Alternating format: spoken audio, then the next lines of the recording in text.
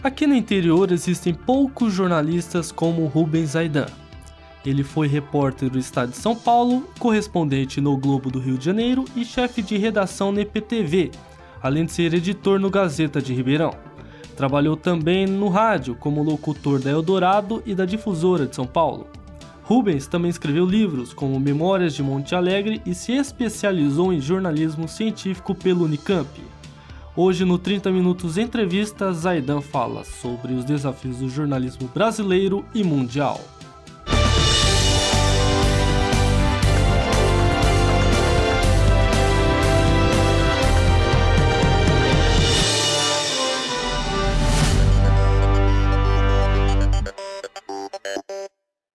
Tudo bem, Rubens? Tudo bem, boa noite. Boa noite, Ayrton. Boa noite, Bruno. Boa noite, Bel. Boa noite. Gostaria aqui, em nome aqui da equipe, agradecer a sua presença aqui no 30 Minutos de Entrevista. Vamos começar aqui com um tema um pouco espinhoso. Aqui em Ribeirão Preto, recentemente, o grupo EPTV fez algumas aquisições. Comprou o jornal A Cidade, já tinha TV e abriu o G1 Ribeirão. E agora abriu também a Rádio CBN, coisas assim desse ano para cá, né? No mercado de profissionais de jornalismo, qual que é o impacto nessa concentração de várias empresas num único grupo? Tem algum impacto positivo ou negativo no mercado? Bom, eu acredito que essa é uma tendência que a gente vem encontrando em várias cidades, em várias capitais. Na verdade, é uma tendência empresarial, de vários setores, não só da comunicação. Então a gente percebe isso na área de educação, na área de usinas de açúcar, na área, enfim, é uma tendência dos pequenos caírem e dos grupos grandes se formarem. Nós estamos em pleno capitalismo, né? Pós-capitalismo, etc. e tal, globalização e tudo mais. Eu acredito que, do ponto de vista profissional, para Ribeirão Preto, eu acho que a cidade tem a ganhar com isso. Por quê? Justamente porque se trata de um grupo que já tem uma tradição no mercado aqui em Ribeirão Preto, né, desde os anos 80, que vem investindo pesado no jornalismo, primeiro de televisão, né, depois de jornal, depois de rádio, né? Enfim, eles estão usando vários meios para fazer um jornalismo que já vinha sendo praticado. Então, do ponto de vista do jornalismo, da informação, embora alguns acreditem que possa ser uma restrição, eu não vejo problemas, né? Eu acho que na verdade, Ribeirão Preto passou por uma transformação, né? A gente, desde os anos 60, quando começou a crescer o jornalismo, nos anos 70 teve um crescimento editorial, nos anos 80 houve uma queda no jornalismo, né? E aí, a partir dos anos 90, as empresas começaram a se fortalecer, houve um investimento grande, né? E os grandes grupos acabaram se fortalecendo. Antigamente, vamos dizer, anos atrás, a gente tinha em Ribeirão Preto, por exemplo, qualquer projeto de jornal, de rádio, em termos de jornalismo, não durava mais que 1 ano ou 2. Não por falta de profissionais, não por falta de linha editorial, mas por falta de empresários, né? Então, se de um lado há esse receio de que um grupo possa dominar, entre aspas, o mercado, por outro, a gente tem a segurança de ter um grupo que tem capital para investir, né? E que investe em várias mídias, e é uma forma de dinamizar o mercado. Embora outros grupos tentaram se implantar aqui e não conseguiram o mesmo êxito. Você vê o grupo Hack de Campinas, que eu participei, por exemplo, da implantação do jornal A Gazeta. Fiquei 1 ano e meio lá, a primeira fase fui eu que coordenei a redação. E depois o jornal passou a ser diário, eu já tinha saído, e o jornal não vingou, quer dizer, o problema empresarial, mesmo com grande capital para investir. Então não é só um problema empresarial, tem um problema também de de conseguir o sucesso de mercado, né? Então, com relação, só para concluir, a esse investimento, eu acredito que a IPTV e as outras empresas que estão em torno dela, eles têm um know-how, têm experiência, têm segurança econômica e têm linha de jornalismo. Eu acho que a cidade só tem a ganhar. Não acaba sufocando os pequenos jornais? Esse domínio, queira ou não, é um domínio de mercado, né? Porque mercado publicitário, você vê, tem... o capital que a IPTV tem ali não acaba sufocando as outras, por exemplo, o Grupo Hack, que tentou vir aqui para Ribeirão Preto sem sucesso, não acabou tendo um pouco... O mercado não ficou um pouco sufocando um pouco esses menores no mercado? Não, o Grupo Hack não é menor do que o Grupo IPTV em termos de... por exemplo, Campinas, eles têm o maior jornal do interior do país, que é o Correio Popular. Então o grupo deles também é grande. Eu acho que é uma questão de filosofia editorial. Os outros jornais locais sempre foram sufocados pelos grandes jornais de São Paulo, quando não os daqui também. Então, sem dúvida, o grupo que tem mais poder econômico tende a subsistir, né? Agora, ele tendo mais veículos, eu acho que mantém mais mercado de trabalho, nesse sentido que eu estou dizendo. Porque se um grupo forte tem 4 veículos, 5 veículos, né, ele pode manter, dar segurança de que ele não vai, por exemplo, amanhã, depois de um ano, ter que cortar. Embora todas as empresas, né, estão sujeitas a essas leis de mercado, infelizmente, né? Na verdade, o jornalismo, que muitos acreditam que é um profissional liberal, passa, na verdade, também de entre aspas, como dizia Audálio Dantas, um operário. Né? Um operário da notícia, ele é registrado, apesar dele ter a sua liberdade editorial, intelectual e tudo mais, ele tem que fazer produção de notícias e tem que produzir notícias. E produzindo notícias está sujeito às leis do mercado. Então, nós somos produtores, fabricantes de notícia, de informação, né? E um grupo de comunicação não passa disso, embora com uma responsabilidade social muito maior, né? Porque vai ter que responder por uma série de questões, né? E de interesse público. Eu costumo dizer o seguinte, que o retorno de um grupo de comunicação não é só econômico, o retorno é social. Então, muitos, já conheci donos de jornal que falavam assim, não, eu não quero só o dinheiro, eu quero o retorno social. O que é o retorno social? Participar da vida da cidade, participar dos problemas da cidade, ajudar a resolver os problemas da cidade, né? Iluminar pontos obscuros que as pessoas ainda não tenham compreendido. Então, o jornalismo tem esse caráter, né, que transcende a produção mecânica, repetitiva, sem criação, né? Felizmente.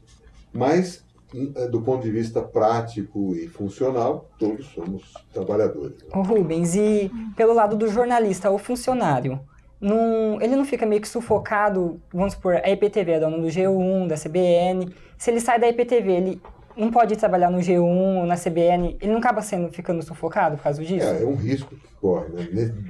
Desse ponto de vista, eu acho que sim, ele perde, entre aspas, né? Porque se ele acabou de sair de um grupo, realmente, nesse ponto, há uma certa desvantagem, sim. Desse ponto de vista, eu acredito que sim. E Rubens, olhando um pouco para os nossos vizinhos, a Argentina aprovou recentemente uma lei de meios, né, para, na visão do governo, aumentar a pluralidade da comunicação de massa e também quebrar um pouco desse oligopólio que a gente vem falando no mercado. Você concorda com essa medida? Acha que se fosse aqui no Brasil daria certo? Ou como no caso de Ribeirão, acho que daria um burburinho, né? Então, mas essa é uma discussão que ainda está muito na teoria, né? Porque eles não conseguem resolver o problema de como administrar esse tipo de coisa, tendo em vista que o empresário é dono do capital, né? Então, aí entra em em choque o problema da liberdade empresarial, da liberdade de iniciativa, né? E pode, de alguma forma, colidir com a liberdade de trabalho, de expressão e tudo mais, né? Porque, vamos dizer, o capitalismo se jacta de ser, né, de ter liberdade, né? Aí os Estados Unidos, que não me deixa mentir, é a terra das oportunidades. Quem manda é quem é o vencedor, é o cara que tem terra das oportunidades, né? Nós ainda estamos meio longe de ser isso, por questões históricas e tradição e tudo mais. Mas eu acho que controlar a empresa é uma forma também, de uma certa forma, de controlar o conteúdo. Então é isso que eu fico preocupado. Se eu sou dono de uma emissora em Boston, eu não posso ter uma concessão em rádio e não posso também ter um jornal na mesma cidade. Existe esse tipo de controle justamente para um grupo não dominar o mercado, não só pela questão de mercado, mas pela questão de discurso, né? Um grupo só é um discurso único que se abre ali, né? Não, sem dúvida. É um perigo você ter um grupo só, falando uma língua só para um país, né? Nesse ponto, mas eu acho que a liberdade de investimento é a melhor saída para esse tipo de problema, né? É lógico que tem que ter certo ponto. Existe eu não me lembro agora de qual é existe um certo controle a empresa não pode ter tantos veículos do mesmo. Existe, mas ainda talvez se reduzisse um pouco, né, para não ser tão. E tem o problema das afiliadas, e aí você se estende para vários grupos, né? Porque amanhã se corta como você falou, o oligopólio daqui, e amanhã vem um grupo de exterior aí. Eles vão querer fazer a mesma coisa, né? É a tendência de querer dominar o mercado para ganhar cada vez mais, né? Eu acho que até hoje, por exemplo, não se resolveu esse problema, né? O ideal seria que nós tivéssemos imprensa que não dependesse, né, de manutenção, vamos dizer assim, de faturamento, mas sim voltada para a educação, né? O ideal é se o país tivesse uma fórmula de se poder mesclar a educação, né, obrigatória, porque o audiovisual, por exemplo, televisão, jornal, é uma forma de se educar o país, né? É um meio de informação, é um meio de entretenimento, mas é um meio também de difundir conhecimento. Hoje em dia, você abre a internet, você vê lá, TV Unesp, você tem aulas de todas as áreas, com os mais diversos especialistas. Nós estamos entrando numa fase nova, né, do mundo. A gente não sabe para onde a gente vai, né? Ainda não se sabe para onde é que vai dar essa revolução produzida pela internet. Ainda é muito recente. É muito recente e ela não para de se processar, né? Você vê que ela é contínua. A cada dia a gente tem um Steve Jobs aparecendo aí e inventando coisas, né? E a tecnologia acaba mexendo com a produção do conteúdo e com o jeito de trabalhar, né? Então a internet mudou não só a comunicação, mudou o mundo, né? O jeito de gerenciar a economia, de gerenciar o entretenimento, de gerenciar a política, né? Então é uma coisa muito séria. Nós estamos entrando numa nova fase. A humanidade, sem dúvida, ela está iniciando um novo percurso e só os nossos netos vão poder depois contar essa história e ver para onde é que nós estamos caminhando. Não sei se é o novo Gutenberg que começou agora, né, com novas cópias, com mais gente lendo, né? Enfim. Só um minuto, a gente volta já.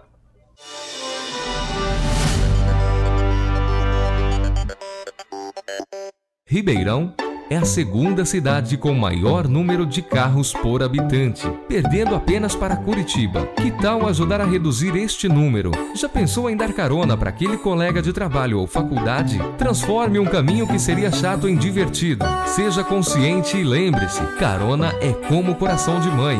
Sempre cabe mais um.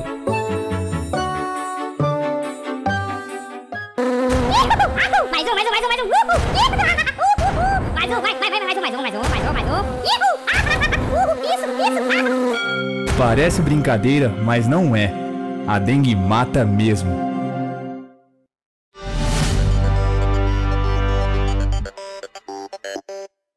Voltamos com 30 minutos. Entrevista que recebe hoje o jornalista Rubens Aidan. Cléo. Rubens, com o advento das redes sociais, todo mundo se tornou um propagador de notícias. O jornalista teria virado uma marca para dar credibilidade à notícia? Sem dúvida. As redes sociais permitem que todos possam dar sua opinião, todos possam difundir informações, mas aí é que cabe ao jornalista, ao jornalismo, né, como ponto de honra e ponto crucial da sua função, que é justamente avaliar a informação, né, dar o critério da informação, ter o peso exato da informação. Porque, às vezes, você pega um site de informação e você vê somado na parte inicial do site, na página de abertura, né, informações dos mais variados tipos. Né? Então, você vê uma coisa que não tem a mínima importância com coisa de alta relevância. Isso significa, na minha opinião, que ali não se tem muita noção do peso da informação. Então, o jornalismo ele tem que ter esse critério, né, para avaliar a importância dessa informação, a importância social, a importância política, se vai afetar muitas pessoas, se vai afetar menos pessoas, se afeta as pessoas que utilizam daquele meio de comunicação, enfim. Então, é uma profissão de especialização, sem dúvida. Porque senão qualquer um pode ser jornalista? Não, é bem assim. Eu acho que precisa de um certo preparo, precisa de um certo treino, de uma certa cultura, de um certo treinamento, inclusive. Né? O jornalismo é jornalismo, em conteúdo, independente do meio. Rubens, mudando um pouco de assunto, nós sabemos que você atua também na área de jornalismo científico. Existe alguma dificuldade em transformar a linguagem de pesquisa para a linguagem que o leitor lê? Sem dúvida. A dificuldade é inerente a qualquer área de informação. Por exemplo, se você é especialista em economia, como jornalista, você vai tentar passar para o leitor, transmitir, sem aquele jargão do economês, né? Guardando as devidas proporções. Na área de ciência é a mesma coisa. Como cidadão, como jornalista, você tem a função de questionar essa pesquisa, avaliar a importância dela para a sociedade, né? E saber se existe alguma demanda social para aquele tipo de pesquisa. Né? Então, não é só um repeteco de informações técnicas e científicas. Você também participa com a mesma visão como você faz na área de economia, na área de cultura. A gente tem um centro aqui que responde por 4% ou 5% da produção científica brasileira, da área de ciências biológicas, que é o campus da USP de Ribeirão Preto. Em especialização, você citou aqui de Ribeirão Preto tem a USP. De você ter buscado essa oportunidade de se especializar nessa área, que é uma área assim, que falta profissionais para fazer essa cobertura no jornalismo científico. Falando da falta de profissionais, em todo jornal, TV e rádio, existem algumas editorias que são renegadas. Por exemplo, política. Tem muitas pessoas aqui da faculdade mesmo, aqui da Barão de Mauá, tem muita gente que não gosta de política, muita gente torce o nariz para economia. No campo do mercado, os profissionais que entram para essas áreas, científico, política, economia, quando se especializa, ou sem especialização, ele mesmo já gostando do assunto e tendo opção, ele ganha mais que os outros? Não necessariamente, né? Mas você tocou num ponto importante, que é justamente do espaço dado para essas áreas. Né? Nós tivemos um boom da informação científica a partir dos anos 80, né, que começaram a surgir as revistas de divulgação científica, nos anos 90 também. Quer dizer, o Brasil passou a investir mais em ciência, né? E, em contrapartida, os jornais começaram a abrir editorias especializadas. Depois da crise de 2008, nos Estados Unidos, houve uma contração do mercado de espaço para o jornalismo científico. Infelizmente, editorias foram desmontadas, mesmo dos grandes grupos internacionais, só restando as grandes revistas, né, especializadas nisso, e não de jornalismo provavelmente, mas de divulgação científica em si. E no Brasil também nós não temos editorias.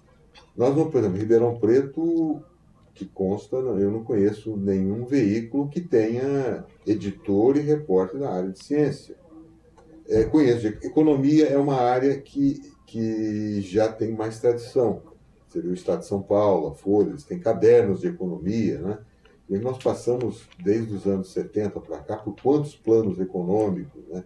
E é uma coisa que diz Hoje respeito não só à população, mas a grandes grupos empresariais, ao investimento. A economia tem um investimento grande, não é? Política, felizmente, o povo está começando a participar da política, né? Começando a acordar. Acordar, né? Você vê que depois da redemocratização do país, né? Há um crescimento muito grande. Essa geração que hoje está saindo nas ruas, querendo participar, sem às vezes saber como, né? Eles não sabem que talvez votando, escolhendo, funciona mais do que... mas, de qualquer forma, pressionando o parlamento, pressionando o governo. Né? Então, isso é produto da democracia. Então, a política hoje é uma força muito grande nos jornais. Né? Os leitores têm uma necessidade desse tipo de informação. Os canais especializados de TV, os canais pagos, então tem programas especializados, mesmo os programas TV aberta, que pegam todas as classes de informação, que eles também estão voltando, estão abordando com mais frequência as discussões políticas, os debates, né? Os programas em que se leva político. Esse episódio do Mensalão é histórico, né? Então, isso aí envolve uma série de discussões, o que é a democracia, como deve ser o voto, que tipo de participação você tem. Então, a sociedade está vivendo. Então, isso é de uma importância política muito grande. E a ciência ainda também tem aumentado a importância, porque hoje em dia, por exemplo, células-tronco podem se transformar, de repente, num meio de curar boa parte das doenças. Então, a sociedade exige que a ciência caminhe nesse sentido. As doenças degenerativas, as pessoas estão vivendo mais. Então, nessa área de saúde, existe uma necessidade. A Rede Globo, por exemplo, tem um programa com uma produção excelente, diariamente, chama-se Bem-Estar, que ensina, em linguagem simples, coisas que você, às vezes, não aprendeu direito na escola, né? Desde elementos do corpo humano, simples, até orientações para a saúde. Na verdade, é para a saúde. E eles usam temas do dia a dia, né? Temas do dia a dia. Então, é uma forma... Infelizmente, o Globo Ciência é apresentado de madrugada. É uma coisa 7 horas da manhã num sábado. Por que eu falo Globo? Porque eles têm a maior audiência. Então, eles têm mais responsabilidade, né? Num país em que a televisão é mais importante que os jornais, então o peso dela... As pessoas não se informam pela televisão. A gente tem pouca gente que lê jornal impresso. Internet, não é lógico que houve um crescimento, mas ainda é uma parte ainda limitada. Então, a maioria dos brasileiros se informa principalmente pela televisão. Então, tem um peso político muito grande. Então, a gente tem que cobrar de quem? Da Globo, que é a que tem maior audiência, né? É que tem mais responsabilidade. E, de uma certa forma, eles têm procurado, né, desde reconhecendo erros do passado, políticos, né, publicamente, a também transformar os programas em utilidade pública, né, em linguagem coloquial e tudo mais. Então, concluindo essa linha de raciocínio, tanto política como economia, como ciência, né, tem os seus nichos de interesse. Infelizmente, como eu disse, a área de ciência teve um retrocesso por conta da falta de investimento. Vamos ver, espero que melhore. Né? Tomara que melhore, que faz parte aí da informação para a população, né? Ainda mais ciência que mexe na saúde das pessoas, né? Dependendo da área, né? Gostaria de agradecer. Infelizmente, o nosso tempo já terminou. Eu que agradeço a Ayrton, ao Bruno e a Cléo a oportunidade de falar aqui e dizer o que eu penso. Muito obrigado. Obrigado. O 30 Minutos volta na semana que vem. Até lá.